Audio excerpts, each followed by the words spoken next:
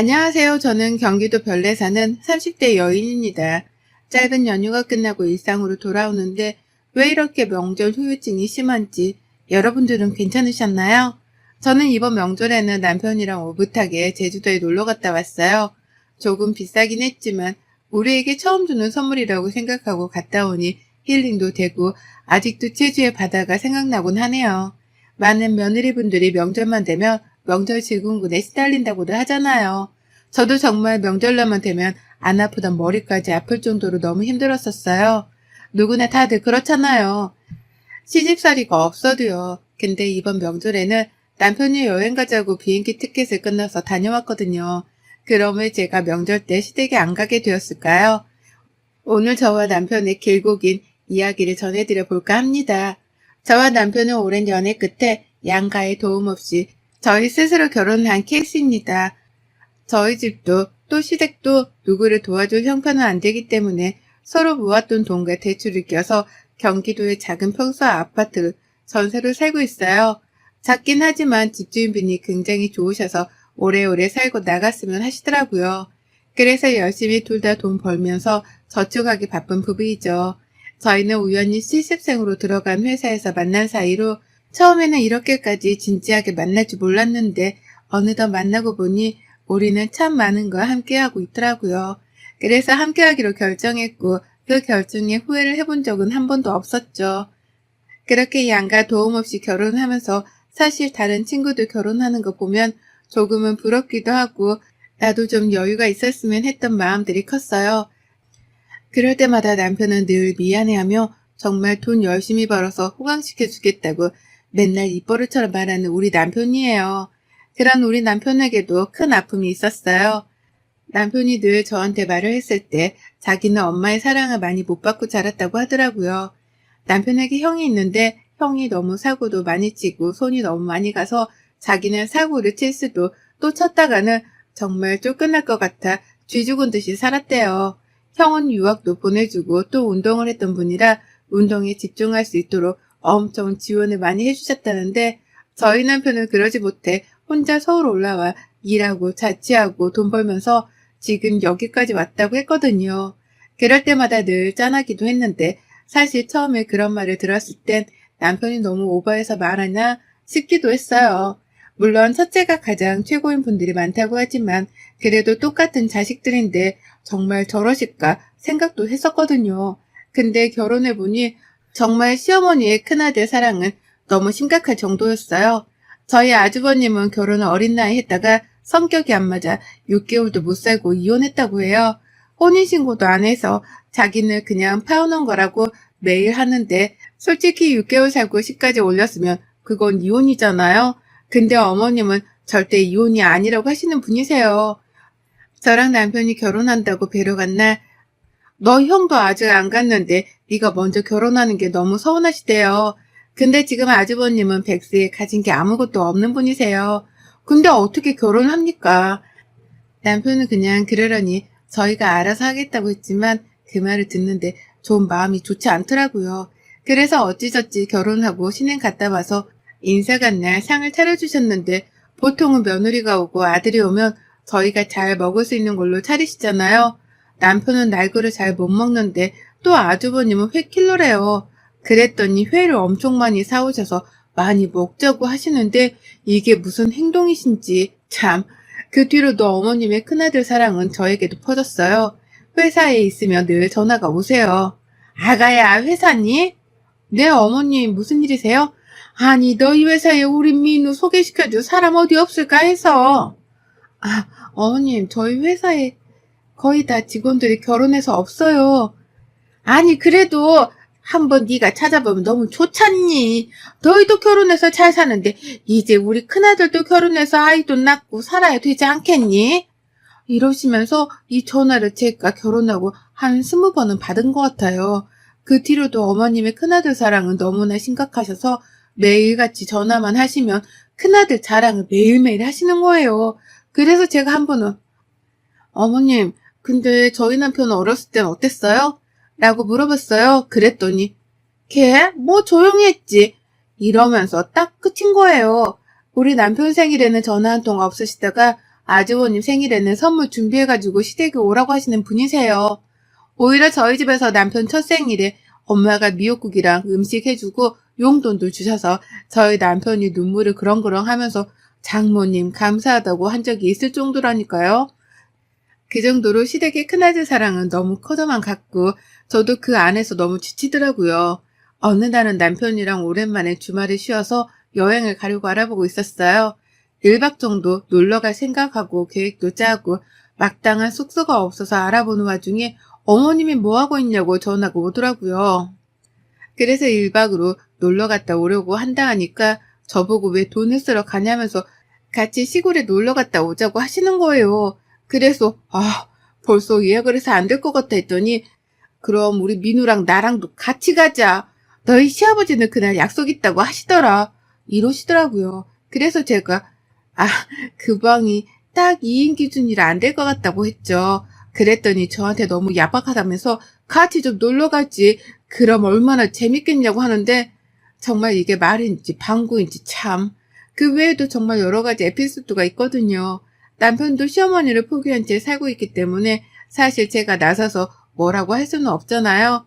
그냥 우리 둘이 잘 살자 이런 마인드로 살아가고 있는데 회사에서 야근하고 있는 날 갑자기 시어머니한테 전화가 5통이 온 거예요. 무슨 일 있으신가 싶어서 전화를 드렸더니 저한테 지금 응급실이라고 빨리 남편이랑 같이 오라고 하더라고요. 남편이 전화가 안 돼 저한테 전화했는데 빨리 둘이 이 병원 응급실로 오라고요.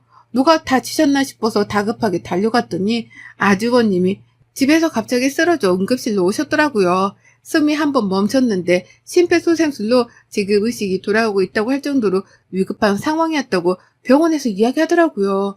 어머님이랑 아버님은 계속 울고만 계시고 남편이 이것저것 알아보고 하는데 검사 결과 간경화가 심각한 상태여서 간 이식이 필요한 상태라고 하더라고요. 근데 지금까지 모르셨냐면서 초기 증상이 분명히 있었을 텐데 환자분이 모르고 지내셨던 건지 우선 병원에 입원해서 치료하면서 간 이식을 기다려봐야 할 것 같다고요. 너무 건강하셨던 분이고 또 아직 젊으신데 간경화가 왔다니까 어머님은 쓰러지시고 아버님은 주저앉으시고 아비규환이었어요. 그렇게 입원을 하고 간 이식되기를 해놓는데 지금 기다리는 사람들이 너무 많아서 오래 걸릴 수도 있다고 병원에서 했나봐요. 근데 저도 이때 알게 된 사실인데 가족끼리 간이 맞으면 간 이식을 해줄 수 있다고 하더라고요. 그래서 가족부터 가장 먼저 검사를 한다고 해서 어머님, 아버님, 남편 모두 다 같이 했어요. 저만 빼고요. 근데 남편이 엄마 아빠 하는 것보다 그래도 젊은 내가 하는 게 낫지 않겠냐. 검사 결과 나와서 다 적합하다고 하면 저만 허락해 준다면 자기가 해주고 싶다면서 울면서 이야기하더군요. 처음에는 수술이란 걸 저는 세상에 태어나서 해본 적도 없고 하니까 너무 무서운데 그걸 남편이 한다니까 걱정이 너무 되는 거예요. 근데 자기 형이니까 엄마 아빠가 하는 것보다 자기가 하는 게 더 낫다고 생각하는 사람이라 저도 마지못해 허락을 해줬죠. 그리고 나서 남편과 아주버님이 간이 적합하다는 판정을 받고 이식 날짜를 정하고 그날이 다가오고 있었어요. 어머님이 근데 정신을 좀 차리신 건지 그때부터 남편한테 매일 전화해 집에 남편이 좋아하는 반찬이며 뭐며 엄청 잘해주시더라고요. 아무래도 형한테 간이식을 해준다고 하는 게 솔직히 쉬운 일은 아니잖아요. 근데 동생이 한다고 하니까 어머님도 너무 미안하신 것 같더라고요. 연신 네가 너무 장하다. 어떻게 그런 생각을 했냐면서 엄마가 미안하다면서 계속 그러니 남편도 지금까지 엄마한테 서운했던 것들이 싹 내려가는 기분이라고 하더라고요. 한 2주 동안 남편은 참 너무나 행복해했어요. 지금까지 못 받았던 엄마의 사랑을 이렇게라도 받을 수 있으니 자기가 너무 좋았다고요. 예전에 어릴 때 학교 앞에 엄마가 데리러 오는 아이들이 자기는 너무 부러웠대요. 형 뒤치덕거리 하느라 자기는 늘 뒷전이어서 학교 끝나고 나면 혼자 쓸쓸히 집에 오고 자기가 자취한다고 해도 전화 한 통 안 하던 엄마였는데 매일 이렇게 전화하고 찾아오니 정말 많이 행복하다고요. 2주가 지나고 드디어 간 이식날이 찾아왔어요. 수술이 좀 커질 것 같아 저희는 다 대기를 했고 끝나고 회복실로 올라오는 남편을 보니 마음이 너무 아팠네요. 수술은 다행히도 잘 되었고 남편도 회복하면 다시 정상 생활로 돌아갈 수 있지만 몇 달간은 무리하지 않고 지내야 한다고 하시더라고요. 그렇게 해피엔딩이 되어가는 줄 알았지만 아니었어요.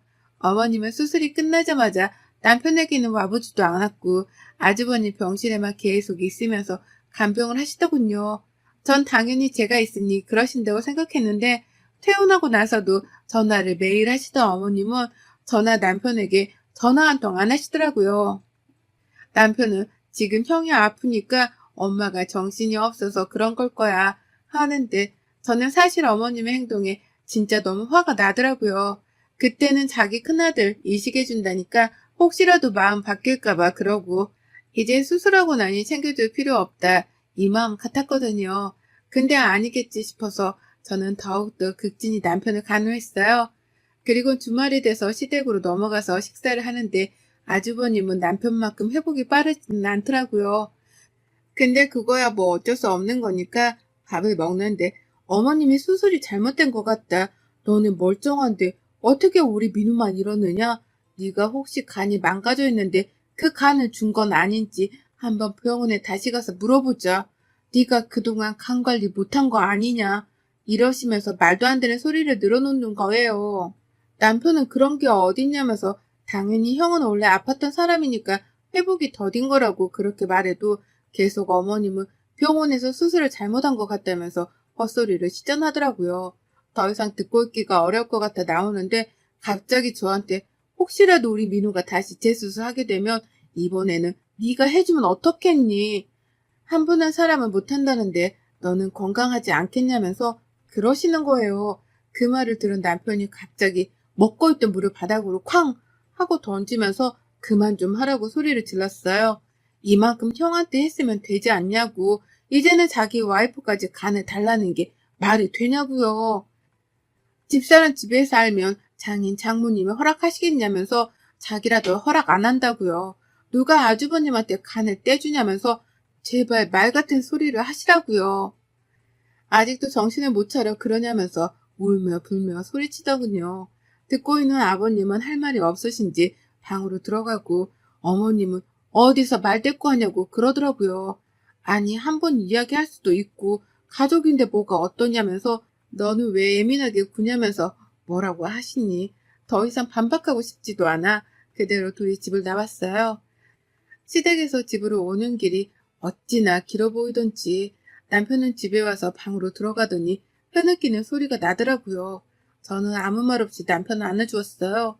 엄마가 변했다고 엄마 사랑 받아서 너무 행복하다던 남편이었는데 아직까지 어머님 눈에는 큰아들밖에 없으니 이 상황을 도대체 어떻게 받아들여야 하는지 참 어렵더라고요. 그 뒤로 시댁에 한 달 정도는 가지 않았던 것 같아요. 전화도 안 오고요. 또 저도 안 하고요. 그냥 이대로도 전 나쁘지 않겠다 싶어서 지내는데 아니나 다를까 시어머니가 전화를 해오더라고요. 미안하다. 너는 어떻게 그렇게 가서 전화 한 통을 안 하니? 네, 그냥 할 수 있는 타이밍을 놓쳐서요. 무슨 일이세요? 라고 물으니 저보고 갑자기 남편 모르게 돈을 좀 빌려달라고 하시더군요. 그래서 왜 갑자기 그러시는지 말씀해 주셔야 하지 않겠냐 하니까 처음에는 어머님이 쓸 곳이 있어 그런다. 금방 대체해서 주겠다고 하시더라고요. 솔직히 진짜 빌려드리고 싶지 않았지만 엄청 큰 돈은 아니었기에 언제 준다는 말만 믿고 빌려드렸어요. 남편한테는 이야기를 안 했죠. 그리고 나선 집안이 발칵 뒤집힌 사건이 있었는데요. 시어머니가 저한테 빌려간 돈으로 집안에 무당을 불러 굿을 하셨다는 거예요.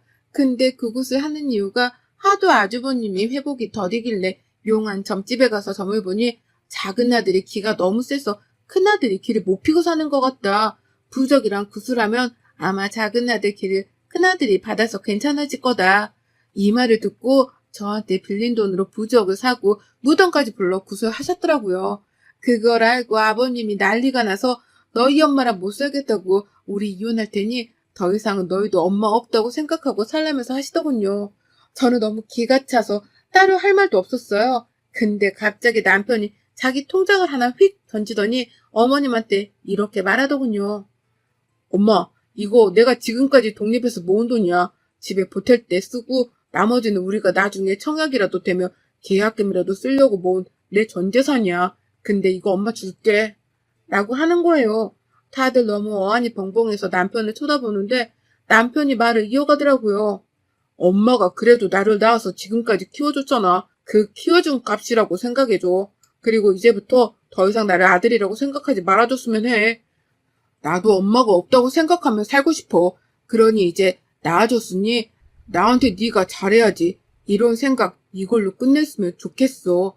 내 처음이자 마지막 부탁이야. 라고 말하며 정말 아이같이 흐느끼더라고요. 그 말에 어머님은 아무 말도 못한 채 고개를 푹 숙이고 계셨어요. 그러더니 방으로 들어가서 손가방만 챙기고 나가시더라고요. 그리고 남편은 아버님께 이제 집에 오지 않겠다고 말씀드리더라고요. 아빠한테 너무 미안하지만 아빠가 내가 보고 싶으면 우린 따로 만나도 되니 이제 집에 발들이지 않겠다. 이해해주길 바란다면서 이제 집에 가자고 하더군요. 그 뒤로 저희는 시댁에 발길을 정말 끊었어요. 어머님은 아버님이랑 이혼까지는 가지는 않은 것 같은데 아버님이 잠깐 떨어져 살고 싶다고 해서 회사 근처에 집을 얻으시고 시댁에는 어머님이랑 아주버님 둘만 살고 있다고 하더라고요. 남편도 저보고 시댁에 없다고 생각했으면 좋겠다고 자기가 결정한 거니 그걸로 너무 마음 불편해하지 말라고요. 그렇게 남편은 자기 스스로 고아가 되기를 자처했고 그런 남편을 보는 저는 참 많이 힘들었습니다. 그 일이 있고 난 후 저희는 어머님 왜 그런 남편과 형을 차별했는지 알게 되었어요. 아버님이 어느 날 따로 저희를 만나자고 연락이 오셨고 그때가 되어서야 아버님 어머님이 숨겨왔던 비밀을 말씀해 주셨어요. 사실 남편은 저희 시아버지 친자식이 아니라는 걸요. 어머님이 밖에서 나온 자식이란 걸요. 아버님, 어머님은 결혼 후에 아주버님을 낳고 어머님이 아버님 일의 특성상 주말부부로 지냈던 적이 엄청 오래되었었는데 그때 어머님이 다른 분과 만나셨었나 봐요. 그러다 지금 남편이 생겼고 그걸 아버님이 알아서 지우려고 했는데 아버님이 어떻게 생긴 아이를 지우냐면서 자기가 키우겠다고 용서하셨다고 하시네요. 그때는 자기가 일에 너무 바빠 가정에 소홀해 너희 엄마가 우울증까지 왔었는데 자기가 돌보지 못해 그랬다고 생각한다고요. 그래서 아이가 생겼을 때 당연히 이혼해야겠다 생각했지만 아이들한테 엄마 없이 살게 하고 싶지 않아 낳아서 지금까지 자기 자식이라고 생각하고 남편을 키우셨다고요. 남편은 지금까지 아빠가 자기 친아빠가 아니라는 생각을 단 한 번도 못한 정도라면 정말 사랑으로 대해주신 거죠. 아버님은 그 이야기를 꺼내면서 엄마를 너무 미워하지 말아달라고 하시더라고요. 지금 용서가 안 되겠지만 시간이 지나면 그 마음도 조금씩 사라졌으면 좋겠다고요. 그때도 지금도 앞으로도 너는 늘 쭉 내 아들이라고 그건 변함없는 사실이라고 말하면서 아버님의 눈물을 그때야 처음 본 것 같아요. 남편은 그 이야기를 듣고 나서는 마음을 추스리려 많이 노력하는 것 같아 보였어요. 일부러 몸을 더 혹사시키기도 하고 또 어느 날은 술에 왕창 취해 아이처럼 울기도 하고 또 어느 날은 엄청 재미있는 영화도 아닌데 그 영화를 보며 아이처럼 깔깔깔 웃더라고요. 그렇게 하루하루 지나면 시간이 해결해 주겠지라고 생각하는 것 같았어요. 그러다 어머님이 저희 집으로 찾아오셨더라고요. 남편은 문을 열어주지 말라고 했지만 한 번은 꼭 넘어가야 할 산이라고 생각해서 열어드렸죠. 어머님은 남편에게 무릎을 꿇으며 미안하다, 정말 미안하다라고 울면서 이야기를 이어나가시더라고요.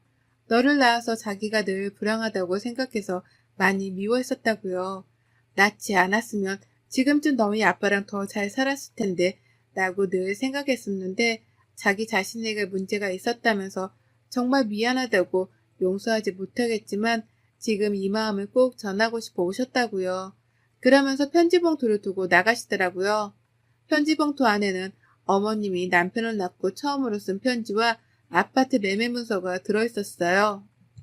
그 문서는 남편 이름으로 되어 있었고 편지 안에는 나중에 네가 커서 이 편지를 읽게 될 때쯤에 이 이야기를 꼭 한 번은 해주고 싶었다며 자기가 사랑으로 키우지 못해 늘 미안했고 네가 언젠가 결혼을 해서 가정을 꾸려 아이를 낳게 되었을 때 이 집에 들어가 행복하게 사는 삶을 바랬다고 써 있었어요. 남편은 조용히 편지를 읽고 서랍 안에 넣어두더라고요. 아직은 엄마한테 어떤 말도 또 어떤 것도 받고 싶지 않다고요. 근데 시간이 지나면 자기도 마음이 정리가 되면 엄마를 조금 이해하지 않겠냐고 얘기하더군요. 그렇게 저희는 시댁이 있지만 가지 않는 부부가 되었고 가끔씩 아버님과 만나서 술도 마시고 이런저런 이야기도 해요. 아버님도 혼자 지내시니 제가 종종 반찬도 해서 가져다 드리고요. 행복하다고 말할 수는 없지만 어머님이 왜 남편을 미워했는지 아주 조금은 정말 조금은 이해해 드리려고 남편과 노력하고 있는 중이랍니다. 언제가 될지 모르겠지만 나중에 어머님을 만나 웃으며 이야기하고 싶네요. 긴 글 읽어주신 모든 분들께 감사드리며 제가 나중에 어머님을 만나게 되면 후기를 꼭 들고 오도록 하겠습니다. 늘 행복하시고 건강하세요. 여러분의 생각은 댓글로 남겨주세요. 오늘도 시청해 주셔서 정말 감사합니다.